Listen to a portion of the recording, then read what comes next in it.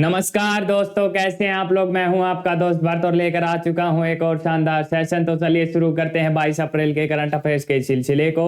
हम चलते हैं अपने क्वेश्चन नंबर 1 पर। देखते हैं क्वेश्चन नंबर 1 क्या है। क्वेश्चन नंबर फर्स्ट हमारा है, हाल ही में किस राज्य ने महतारी वंदना योजना शुरू की है। हाल ही में जो हमारी राज्य ने महतारी वंदना शुरू की है वो की है छत्तीसगढ़ ने। और किससे प्रेरित होकर की है, वो की है मध्य प्रदेश से प्रेरित होकर छत्तीसगढ़ ने महतारी वंदना योजना जो हाल ही में चालू की है। क्यों की है वो जानते हैं। मध्य प्रदेश ने अपने से एक योजना चालू की थी, वो कौन सी थी, जो हमारी सरकारी लाडली बहना योजना थी, उससे प्रेरित होकर जो छत्तीसगढ़ ने है वो हाल ही में महतारी वंदना योजना 2024 जारी की है। क्यों की है, इसका उद्देश्य क्या है ये जानते हैं। जो राज्य की पहल का उद्देश्य महिलाओं को आत्मनिर्भर और कौशल विकास को बढ़ावा देना है। जो महिलाओं को आत्मनिर्भर बनाना और उनके कौशल विकास को बढ़ावा देना इसका मुख्य उद्देश्य है। और प्रति माह 100,000 रुपए है इनको प्रदान किए जाएंगे। प्रति माह कितने रुपए, 1,000 रुपए इनको प्रदान किए जाएंगे। इसीलिए जो हमारी महतारी वंदना योजना 2024 में छत्तीसगढ़ द्वारा लागू की गई है। ठीक है, तो जानिए, चलिए चलते हैं नेक्स्ट क्वेश्चन पर। क्वेश्चन नंबर 2 हम हाल ही में समाचारों में उल्लेखित कानात प्रणाली क्या है। कानात प्रणाली है ये एक पुरानी जल को रोकने की एक पुरानी जल आपूर्ति प्रणाली है। इसका उपयोग है वो जल को आपूर्ति करने के लिए किया जाता था। तो ऑप्शन 20 का सही हो जाएगा। एक प्राचीन जल आपूर्ति प्रणाली है। कौन सी? एक प्राचीन जल आपूर्ति प्रणाली है ये। और ठीक है, ये अफ्रीका में चालू की गई थी। अफ्रीका में क्यों की गई थी? अफ्रीका के जो शुष्क क्षेत्र हैं उनमें जल की बहुत कमी होती है। तो वहां पर जल की आपूर्ति करने के लिए वहां पर एक कनात प्रणाली प्रस्तावित हुई थी। तो उसका नाम क्या रखा है? कनात प्रणाली। और जानते हैं इससे जल आपूर्ति कैसे होती है। जो हमारी जल आपूर्ति को संबंधित जो ढलान वाली सुरंगों के माध्यम से पहाड़ी पानी को प्रवाहित करती हैं। जो हमारी ढलान वाली सुरंगें होती हैं, ये देखो आप देख सकते हैं, ये सुरंगें हैं, ये ढलान वाली सुरंगें हैं और ये पहाड़ी क्षेत्र है। यहाँ से पानी रिस के जाता है, इनमें से पानी आता है और यहाँ से जाता रहता है। तो यहाँ पर जल आपूर्ति होती रहती है। अफ्रीका के जो शुष्क क्षेत्र हैं उनमें ये कानात प्रणाली चालू की गई थी। तो चलिए इसके बारे में और जानते हैं। विभिन्न नामों से इसे और भी जाना जाता है। तो क्या नाम इसके?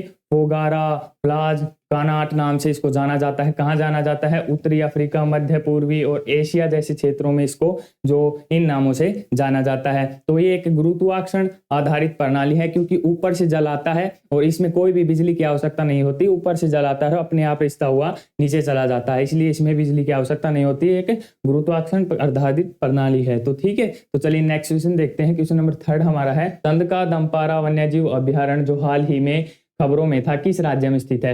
ये एक वन्यजीव अभ्यारण्य है। इसमें जो भी पुरानी विलुप्त प्रजातियां हैं वो पाई जाती है। हाल ही में इसमें हिरण हैं वो इकट्ठे किए गए हैं। तो कहां पर है? उड़ीसा में है। ऑप्शन ए इसका सही हो जाएगा। ओडिशा में स्थित है। कौन सा? हमारा चंदका दंपरा वन्यजीव अभ्यारण्य है। हाल ही में इसमें हिरणों को लाया गया है। तो अब इसमें कौन और लाए जाएंगे? सांभर और गौर बाइसन को शामिल करने की योजना बनाई जा रही है। इसमें सांभर और गौर बाइसन को इसमें शामिल करने की योजना हाल ही में बनाई जा रही है। ठीक है, और जो खुर्दरा जिले में स्थित है, कहां पर है? खुर्दरा जिले में स्थित है। और यह पूर्वी घाट और उत्तरी सीमा को चिन्हित करता है, उनको दर्शाता है कि पूर्वी घाट और जो हमारा उत्तरी सीमा है यह दर्शाता है। खुर्दरा जिले में स्थित है। ठीक है, हमारा जो चंदका दंपरा वन्यजीव अभ्यारण्य है वो खुर्दरा जिले में स्थित। इसके बारे में और जानते हैं। 1998 में पहली बार ये पाया गया था। 1999 से स्टैब्लिश हो रखा है। और जो विभिन्न लुप्त प्रजातियां हैं वो इसमें पाई जाती हैं। कई प्रकार की जो विलुप्त प्रजातियां हैं जो हाल ही में विलुप्त हो गई है वो यहाँ पर पाई जाती हैं। जो अभ्यारण्य में कई प्रकार के जीव हैं, कई प्रकार के जानवर हैं यहाँ पर। तो उनमें से देखते हैं कौन कौन है। यहाँ पर हाथी पाए जाते हैं, चीतल पाए जाते हैं, बार्किंग हिरन पाए जाते हैं, जंगली सुअर है यहाँ पे,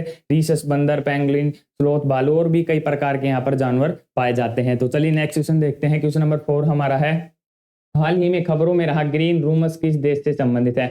ग्रीन रूमस है वो किस देश से संबंधित है? तो हमारा ऑप्शन सी सही हो जाएगा। यूक्रेन से वो संबंधित है। जो ग्रीन रूमस है वो यूक्रेन से संबंध रखता है। यूएनडीपी और डेनमार्क ने कंबाइन करके एक ग्रीन रूम लॉन्च किया है। वो किसके लिए किया है वो जानते हैं। जो ग्रीन रूम है वो एक हमारा सुसज्जित स्थान होता है जहां पर जहां पर पुलिस और उनके बाल बच्चों और अपराध के गवाहों के बीच बातचीत की सुविधा प्रोवाइड की जाती है। वहां पर जो हमारा ग्रीन रूम है उसमें जो पुलिस अधिकारी है और उनके बाल बच्चों और अपराध की जो गवाही है उनके लिए एक जगह प्रोवाइड की जाती है, जो कि एक सुसज्जित रूम है। जो हमारा ग्रीन रूम है वो एक सुसज्जित रूम है। ठीक है, आई होप आपको समझ में आ गया होगा। चलिए नेक्स्ट क्वेश्चन देखते हैं। क्वेश्चन नंबर 5 हमारा है, तमिल उपन्यास नैन्थन औरंगजेब जो एक तमिल उपन्यास है, ये नैन्थन औरंगजेब है। हाल ही में इसे ट्रांसलेट करके इंग्लिश में कर दिया गया है, ट्रांसलेट किया गया है। ये एक उपन्यास है नैन्थन औरंगजेब, इसको ट्रांसलेट करके जो हमारा औरंगजेब के साथ बातचीत में इंग्लिश में इसे ट्रांसलेट कर दिया गया है। तो किसके द्वारा किया गया है? वो किया गया हमारा नंदिनी कृष्णन के द्वारा किया गया है। ऑप्शन सी इसका सही आंसर हो जाएगा, नंदिनी कृष्ण के द्वारा यह किया गया है। जानते हैं इसके बारे में, जो हमारा नंदिनी कृष्ण ने चारू निवेदिता का एक उपन्यास था, ठीक है, तमिल उपन्यास था। ये कौन सा उपन्यास था? तमिल उपन्यास था। तो इसे ट्रांसलेट कर दिया गया है इंग्लिश में और इसका क्या नाम रखा गया है? Conversation with Aurangzeb. Conversation with Aurangzeb इसका एक तमिल उपन्यास था, इसको इंग्लिश में ट्रांसलेट कर दिया गया है। देख सकते हैं आप, यहाँ पर दे रखा है ऐतिहासिक उपन्यास और व्यंग्य का मिश्रण है। इसमें ऐतिहासिक जो उपन्यास और जो व्यंग्य का मिश्रण है, साथ ही इसमें जो क्या है, वर्तमान समय पर एक टिप्पणी भी कर रहा है, जो हमारा वर्तमान समय पर बहुत सारी टिप्पणियां भी, ठीक है, कृष्णन द्वारा ही किया गया है।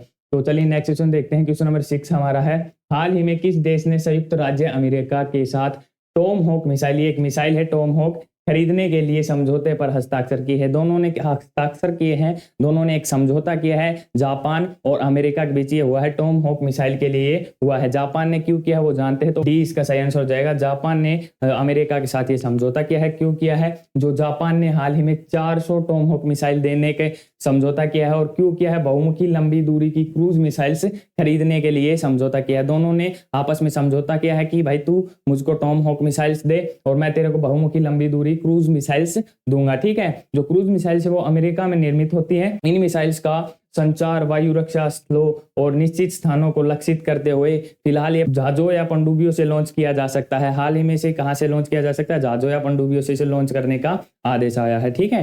तो आई होप आपको समझ में आएगा। चलिए नेक्स्ट क्वेश्चन देखते हैं। क्वेश्चन नंबर 7 हमारा है कि हाल ही में किस राज्य ने शिक्षा के लिए क्या है, माई स्कूल माई प्राइड अभियान शुरू किया है? एक अभियान है, ये शुरू किया गया है। तो किसके द्वारा किया है? हिमाचल प्रदेश द्वारा ये किया गया है। हिमाचल प्रदेश द्वारा माई स्कूल माई प्राइड एक अभियान जारी किया गया है। क्यों किया गया है जानते हैं। जो हाल ही में हिमाचल प्रदेश ने माई स्कूल माई प्राइड किया गया है और अपना विद्यालय कार्यक्रम से ये संबंधित रखता है, ठीक है, संबंध रखता है। उद्देश्य सरकारी स्कूलों में शिक्षा में सुधार करना और छात्र विकास। इसका उद्देश्य क्या है कि भाई सरकारी स्कूलों में शिक्षा की उन्नति करना, जो छात्र हैं वो अच्छी तरह से पढ़ सके, छात्रों की शिक्षा है विकसित हो सके, इसलिए इसको बनाया गया है, इस कार्यक्रम को चलाया गया है, ठीक है। तो चलिए नेक्स्ट क्वेश्चन देखते हैं। क्वेश्चन नंबर 8 है 19वां गुट निरपेक्ष आंदोलन NAM शिखर सम्मेलन कहाँ आयोजित किया गया है? 19वां गुट निरपेक्ष आंदोलन आयोजित किया गया है, वो कहाँ किया गया है? वो किया गया है युगांडा में किया गया है। युगांडा में भी कहाँ पर? कंपाल में किया गया है। युगांडा में भी कहाँ पर किया गया है? कंपाल में किया गया है। 19वां गुट निरपेक्ष आंदोलन है, ठीक है।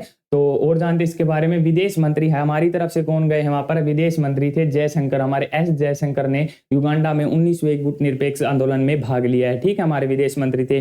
और कुल 120 देश इसमें शामिल हुए थे, कुल 120 देश इसमें शामिल हुए थे। विकासशील देश हैं सारे, ठीक है, 120 विकासशील देश इसमें शामिल हुए थे। तो चलिए नेक्स्ट क्वेश्चन देखते हैं। क्वेश्चन नंबर 9 हमारा, हर वर्ष पराक्रम दिवस कब बनाया जाता है? पराक्रम दिवस बनाया जाता है हर वर्ष हमारा बनाया जाता है 23 जनवरी को हमारा पराक्रम दिवस बनाया जाता है। क्यों बनाया जाता है? सुभाष चंद्र बोस जी के जन्मोत्सव पर इसे बनाया जाता है। जानते हैं और भी रीजन है इसके बारे में। भारतीय प्रधानमंत्री ने 23 जनवरी को सुभाष चंद्र बोस की जो जयंती है उन पर 127वीं जयंती पर, कौन सी 127वीं जयंती थी ये, उस पर 23 जनवरी को ये बनाया गया था, ठीक है, 23 जनवरी। और हमारे प्रधानमंत्री श्री नरेंद्र मोदी जी ने इसका शुभारंभ किया था, ठीक है। 23 जनवरी 1897 को जो कहाँ हुआ था? कटक उड़ीसा में, कटक में पड़ता है कटक, वहां पर 23 जनवरी 1897 को हमारे सुभाष चंद्र बोस जी का जन्म हुआ था, तो उनके उपलक्ष्य में ये बनाया जाता है। और जो इसका मुख्य उद्देश्य क्या है? पराक्रम दिवस का उद्देश्य क्या है? विशेष रूप से युवाओं में निडरता और देशभक्ति को प्रेरित करना, देशभक्ति से जो हमारे युवा हैं उनको प्रेरित करना, अच्छी तरह से युवाओं में निडरता भरना और जो देश के प्रति उन्हें जागरूक करना, इसका मुख्य उद्देश्य है। तो चलिए आखिरी प्रश्न की ओर बढ़ते हैं। क्वेश्चन नंबर 10 हमारा, हाल ही में समाचारों में देखा गया है हमारा संविधान हमारा सम्मान अभियान किस मंत्रालय से संबंधित है? ये एक अभियान चलाया गया है, क्या नाम है इसका?